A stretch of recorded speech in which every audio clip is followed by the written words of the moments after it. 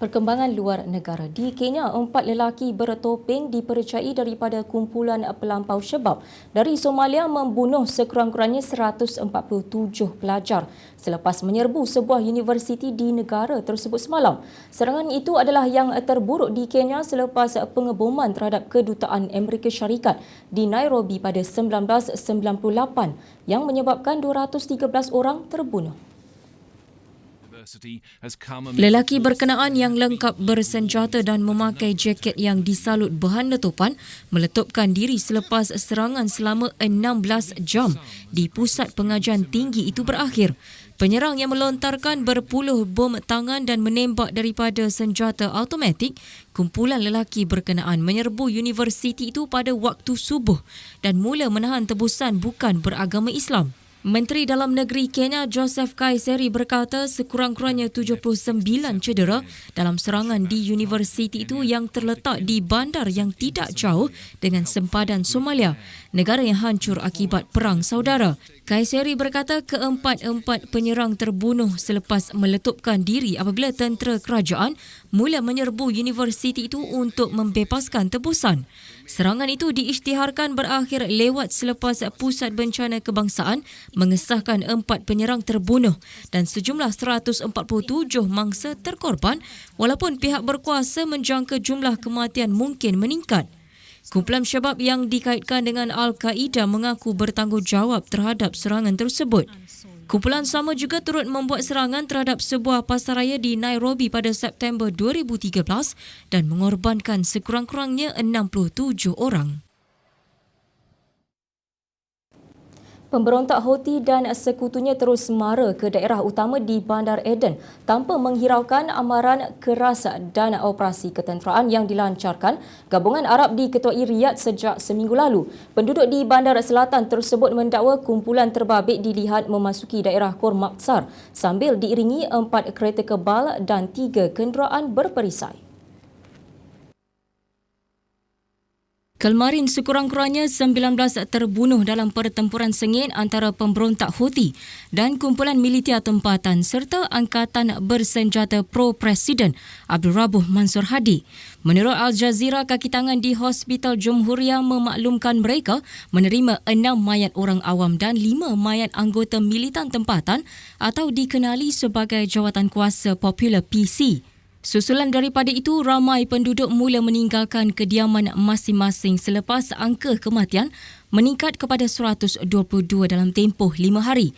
Sementara itu, Menteri Luar Riyadh Yassin turut menyuarakan kebimbangan beliau selepas pemberontak Houthi semakin mara ke bandar terbabit. Perkembangan nahas pesawat Germanwings. Kotak hitam kedua dari pesawat penumpang itu yang terhempas di Pergunungan Alps, Perancis, ditemui selepas pencarian selama 9 hari. Pasukan penyelamat menjumpai kotak hitam kedua dari pesawat Airbus A320 semalam selepas yang pertama ditemui pada hari nahas. Data teknikal yang memberi maklumat penting saat-saat akhir penerbangan direkodkan pada kotak hitam yang kedua. Pegawai berharap pemeriksaan ke atas kotak itu dapat memberi lebih banyak petunjuk mengenai tragedi yang berlaku pada 24 Mac lalu. Pesawat itu hilang dari radar pada jam 10.30 pagi waktu tempatan ketika dalam penerbangan dari bandar Barcelona, Spanyol ke Düsseldorf, Jerman. 8 minit kemudian pesawat itu terhempas di Alps, Perancis dan kesemua 150 orang termasuk anak kapal terbunuh dalam kejadian itu.